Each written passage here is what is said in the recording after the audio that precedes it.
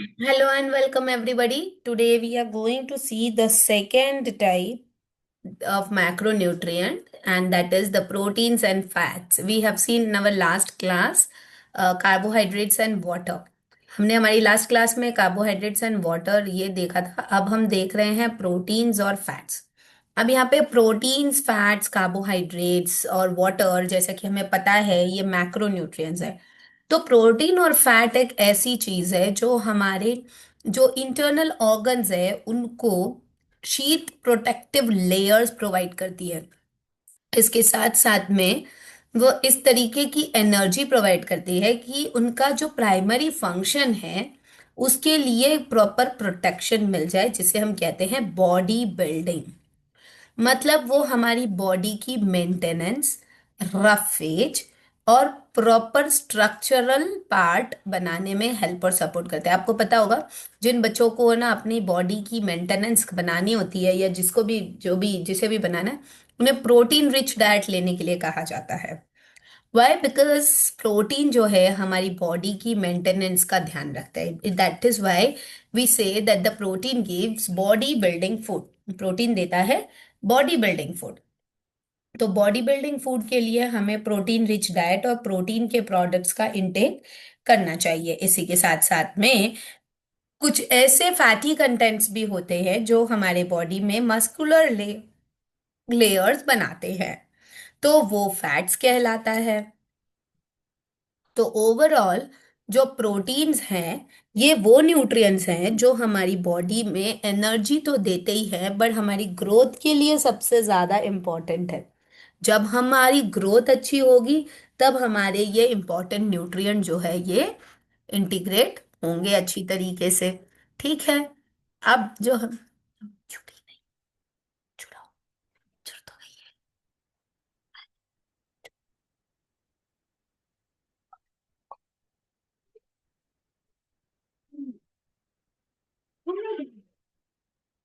So sorry.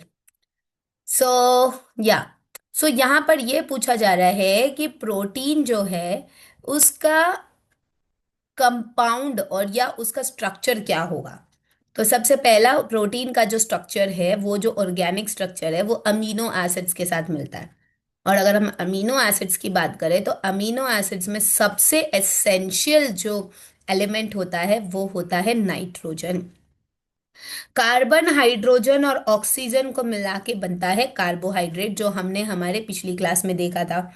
यहाँ पर oxygen निकल के नाइट्रोजन की एडिशन हो जाती है, तब वो एक अमीनो एसिड बनता है। अमीनो एसिड्स के अलग अलग स्ट्रक्चर्स, अलग अलग उसकी फैमिली है, उसका ब्रांच, उसका एलिमेंट सब अलग अलग चेंज करके, मतलब रिप्लेस करके हो जाता है। ये है इसका जो है केमिकल स्ट्रक्चर। ठीक है, this is C, this is H and this is the alkyl group. ठीक है ना, इसमें मीथेन, ब्रोमेन और क्या बोलते हैं, इथेन।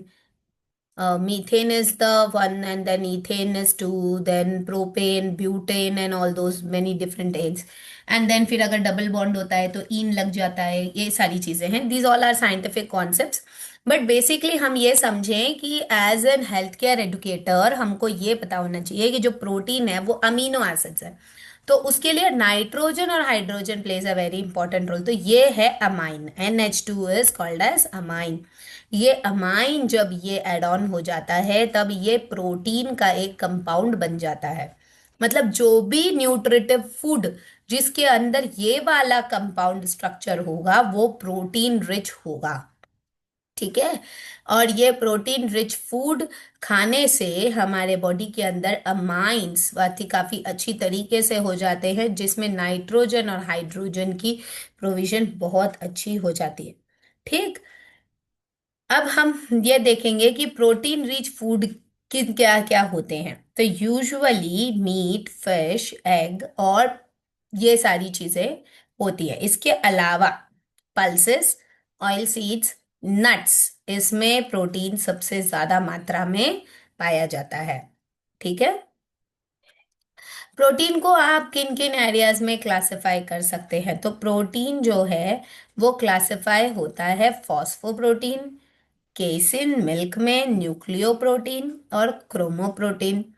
अब ये जो क्रोमोप्रोटीन है, मतलब जो हमारे क्रोमोसोम्स के अंदर होता है, उसका एक सबसे बेस्ट एग्जाम्पल है हेमोग्लोबिन, जो हमारे खून में होता है और वो उसको रेड कलर की प्रोविजन देता है। We our blood is red because of the presence of the chromoprotein which is named as haemoglobin. Okay. तो इस तरीके से हमारे बॉडी के अंदर बहुत सारे प्रोटीन ऑलरेडी अवेलेबल होते हैं। उनकी मेंटेनेंस और रेगुलेशन जो है हमारी एक्सटर्नल प्रोटीन जो फूड के माध्यम से with the help of nutrition they are getting, वो होता है। तो अमीनो एसिड्स ऐसे क्या है, मतलब प्रोटीन बिना अमीनो एसिड के तो बन नहीं सकता। तो अमीनो एसिड्स होता क्या है? तो अमीनो एसिड्स का मतलब है कि जो ऐसी चीज जो अमाइंस को डिवाइड कर दे। Amines is nitrogen and hydrogen. Nitrogen और हाइड्रोजन की कॉम्बिनेशन वाली कंपाउंड जो बना देती है उसे हम कहते हैं अमीनो एसिड्स। अमीनो एसिड जो है बाद में ब्रेक डाउन नहीं हो सकता, लेकिन अमाइन जो है वो ब्रेक डाउन हो सकता है। तो इसीलिए उसको स्टडी और स्टिक टू रखने के लिए, अमीनो एसिड को स्टक टू रखने के लिए क्या करना होता है? ये अमीनो एसिड्स में जो अमाइंस हैं उनको मेंटेन और इंटैक्ट रखना रहेगा। इसके लिए हमारी बॉडी का फूड इनटेक और फूड कंटेंट वैसा और उस प्रकार से होना चाहिए। ठीक। नाउ नेक्स्ट जो है हमारे प्रोटीन सोर्सेस। ये जो हमने अभी देख लिया था कि कौन सी चीज में क्या क्या प्रोटीन होता है, अब हम फंक्शन देखेंगे। सबसे पहला फंक्शन है प्रोटीन का बॉडी बिल्डिंग। बॉडी बिल्डिंग मैंने अभी आपको बताया कि हमारे बॉडी की मेंटेनेंस, ग्रोथ और रेगुलेशन के लिए प्रोटीन सबसे ज्यादा इंपॉर्टेंट होता है। और ये कैसे होता है? अमीनो एसिड्स के वजह से। ठीक है। तो इसमें सबसे इम्पोर्टेंट बात और इम्पोर्टेंट फंक्शन ये होता है कि इसकी कंटिन्यूस जो है replacement, continuous cell protein activity, ये सारी चीजें इसके अंतर्गत होती है। अब हम देखेंगे कि इसमें जो इसका रेगुलेशन है वो कैसे और किस प्रकार से हो सकता है। तो ये है रेगुलेटरी एंड प्रोटेक्टिव सब्सटेंस। अब ये देखिए, जैसे हमारे बॉडी में जो इंटरनल ऑर्गन्स हैं, जैसे हम हेमोग्लोबिन का ही एग्जांपल जैसे यहाँ लिया है, ये पूरी बॉडी में ब्लड सप्लाई होता है ना।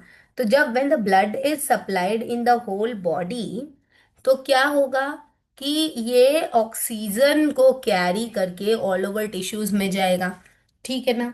तो जब ये ऑक्सीजन को कैरी कर रहा है, मतलब ये एक रेगुलेटरी फंक्शन को फॉलो कर रहा है। क्योंकि एक जगह से दूसरे जगह अगर कोई चीज चलायमान है तो वो रेगुलेटरी है। That is the regulatory function. Okay. ना, नेक्स्ट। अब जब एक जगह से दूसरी जगह चीज कैरी कर रही है रेगुलेशन के लिए, तो protein is also performing a function of a postman, that is the carrier. है ना। मतलब एक जगह से दूसरे जगह चीज कौन लेके जाता है? पोस्टमैन लेके जाता है ना। तो protein is also the postman of the body, is delivering, मतलब एक न्यूट्रिटिव कंटेंट को अपने, क्योंकि देखिए अगर आप उसका केमिकल फंक्शन देखेंगे ना तो उधर पे आर करके अल्किल ग्रुप लिखा हुआ है।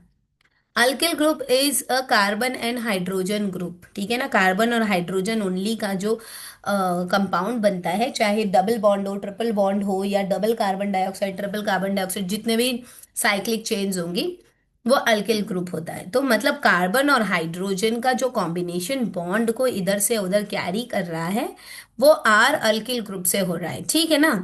तो इस वजह से क्या होगा कि जो प्रोटीन है इसकी जो एनर्जी गिविंग कंटेंट या सब्सटेंस है उसको कैरी किया जाएगा।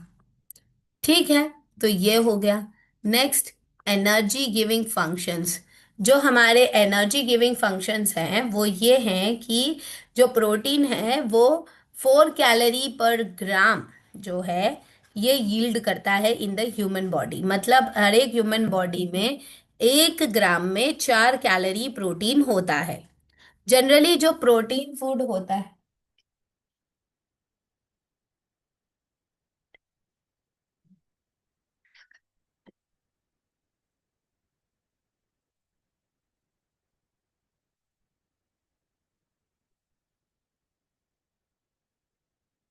सो दिस मीन्स दैट कि जो प्रोटीन है इसका प्राइमरी टास्क ये है कि एनर्जी का फंक्शन कर सके, बॉडी की रिपेयर कर सके, बॉडी की मेंटेनेंस कर सके, कैरियर बन सके और बॉडी का रेगुलेशन कर सके. So these are the four main functions of protein.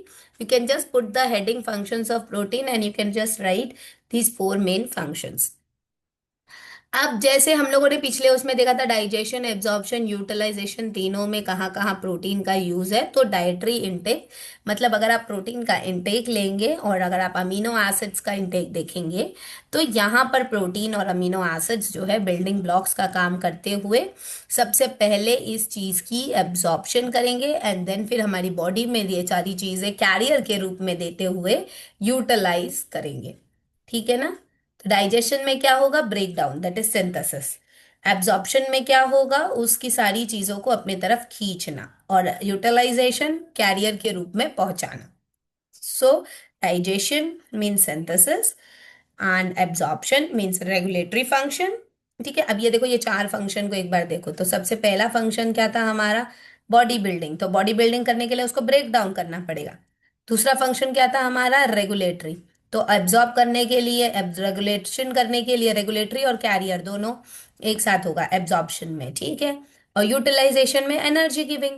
ठीक. तो ये चारों फंक्शन आपको याद हो जाएंगे तो फिर इसके बेसिस पे ही आपको ये तीनों पार्ट जो है वो समझ में आ जाएगा और उसके अनुसार आप सारी चीजों को लिख पाएंगे. अब आ जाते हैं फैट्स. फैट्स जो होते हैं उन्हें कहते हैं ग्लिसराइड्स. ठीक है ना. अब ग्लिसराइड्स के जितने भी लेयर्स होते हैं उन्हें हम चर्बी की परत कहते हैं, जिन्हें हम फैट की लेयर कहते हैं. फैट की लेयर जो है वो दो टाइप के फैट्स में होती है. एक होती है लिक्विड फैट, दूसरी होती है सॉलिड फैट. सॉलिड फैट होता है घी, बटर और एनिमल फैट्स. लेकिन जो लिक्विड या वेजिटेबल फैट्स होते हैं वो होते हैं ग्राउंडनट ऑयल और mustard oil, coconut oil, sunflower oil, तिल oil which is also called as sesame. Okay. These all are called as liquid fats. और ये हाइड्रोजनेटेड वेजिटेबल ऑयल है जिसे हम कहते हैं वनस्पति in the normal layman language. ये जो है फैट्स जब अपनी लेयर पे लेयर बनाते जाते हैं तो जब ये तीसरी लेयर को साथ में सेट करके लेकर आता है, ये देखिए, this is the first layer, this is the second layer and this is the third layer. When the three layers of the compound is joining here, देखिए अब ये ट्राइग्लिसराइड कैसे बन रहा है, एनोनेट करके बताती हूँ. Just read see, this is one chemical of one glyceride. मतलब ये एक फैट का लेयर है. ऐसे करके यहाँ पे वन, यहाँ पे टू और यहाँ पे थ्री फैट लेयर्स है. ये तीनों को यहाँ पर अगर आप देखेंगे तो ये बॉन्ड से ज्वाइन किया गया है ना. तो जब ये तीनों जुड़ जाएंगे, when these three will join, तो क्या होगा कि ये एक कंपाउंड बन जाएगा. This three becomes one single compound. ठीक है ना. ये एक सिंगल कंपाउंड बन जाएगा. तो जब ये एक सिंगल कंपाउंड बन रहा है तो मतलब ये ट्राई यानी तीन, और ये क्या है, ग्लिसराइड्स. ये पूरी एक लेयर को क्या बोलेंगे, ग्लिसराइड. तो तीन ग्लिसराइड की एक लेयर एक फैट बनाती है. ठीक है. अब ऐसे दो लेयर होंगे तो डाइग्लिसराइड, सिंगल लेयर होगा तो मोनोग्लिसराइड. ऐसे करके ये फैट की लेयर्स जो है वो बनती है. तो यहां पर ये बताया गया कि अगर फैट में प्रोटीन अगर ऐड हो जाता है तो हम उसको कहते हैं लिपोप्रोटीन. लिपोप्रोटीन जो है ट्राइग्लिसराइड का सबसे पहला मॉड्यूल है. ये हमारी बॉडी के अंदर एक ऐसी परत बना देता है कि न्यूट्रिटिव जूसेस को रोक लेता है. ठीक है ना. न्यूट्रिटिव जूसेस को रोकने के कारण हमारी बॉडी में प्रॉपर तरीके से सप्लाई नहीं हो पाती चीजें.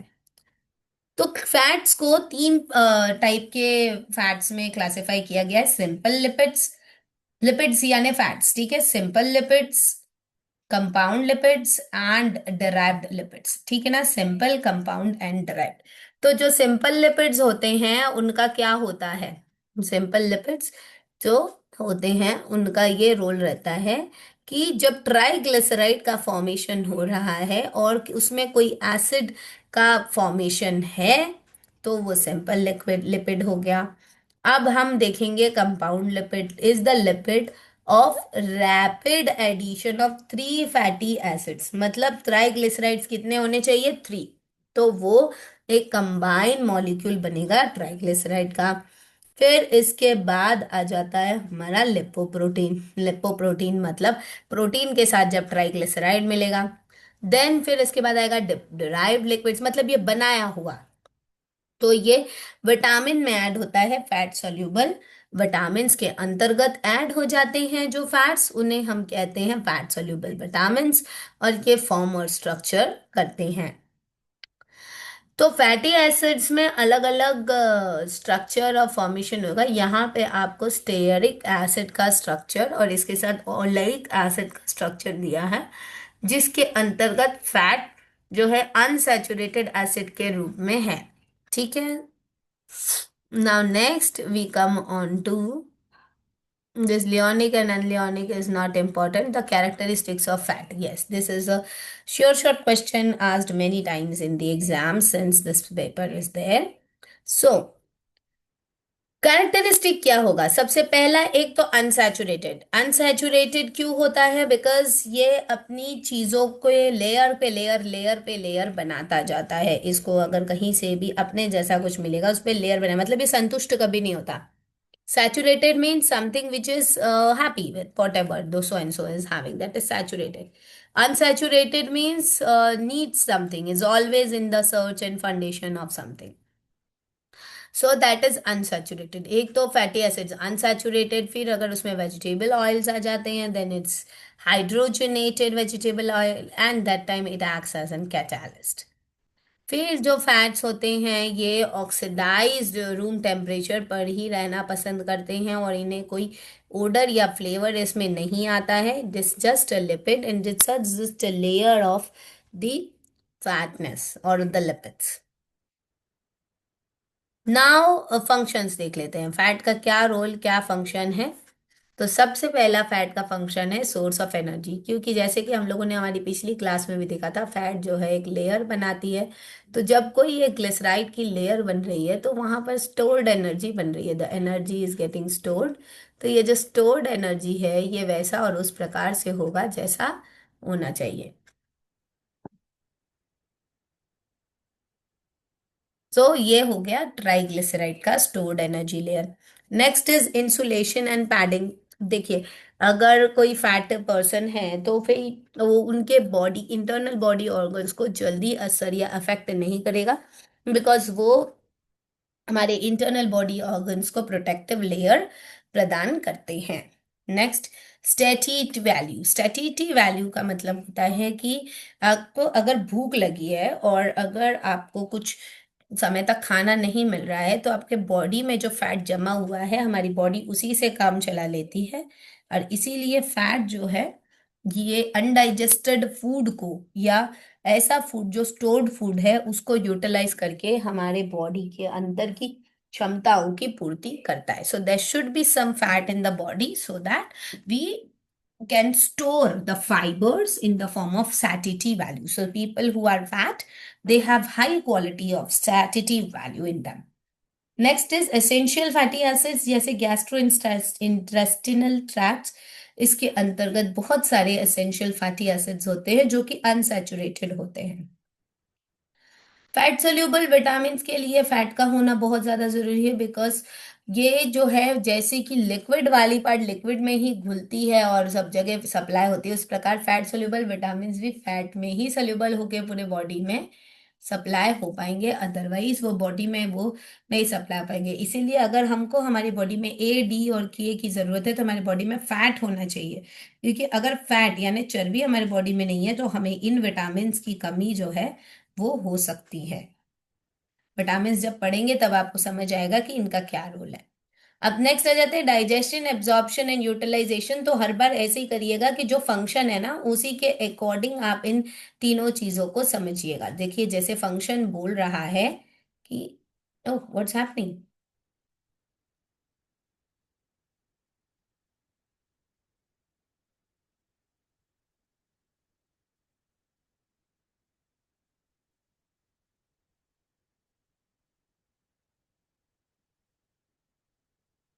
ये तो विटामिन स्टार्ट हो गया। या सो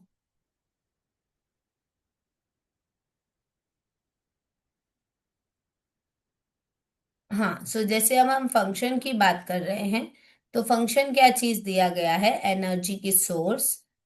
ठीक है, satiety value, padding and insulation, then satiety value, essential fatty acids, fat soluble, और ये। तो इनको ही अगर आप देखो तो सबसे पहला क्या? Source of energy. तो फिर ये एनर्जी सोर्स जहाँ कर रहा है तो ऑब्वियसली ये फैटी एसिड्स में कन्वर्ट होगा।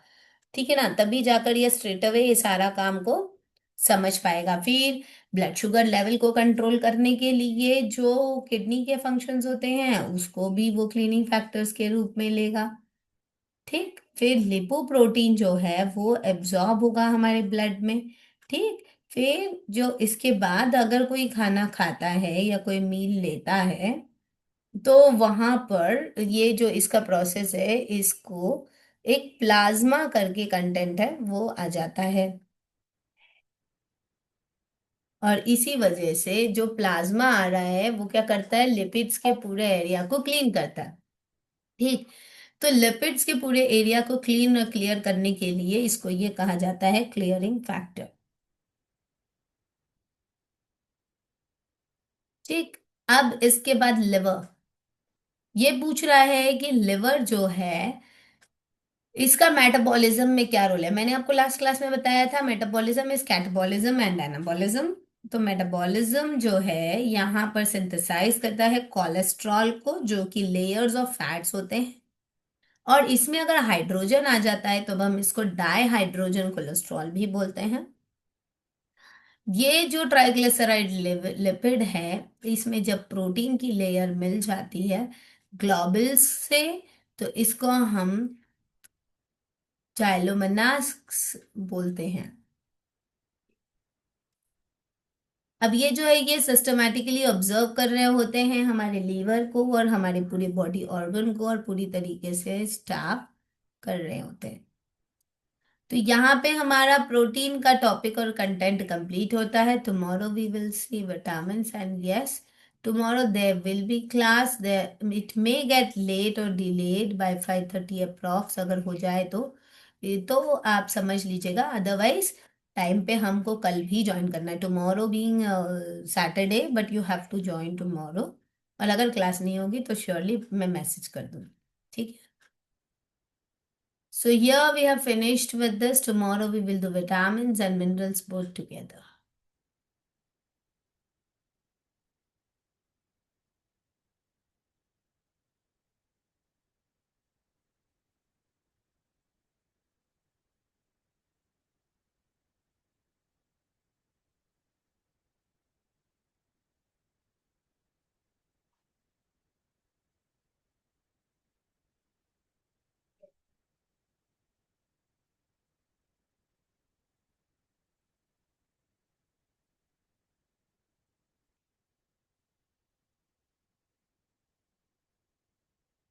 Okay, so we shall stop the record here. If you have any doubts, you can ask.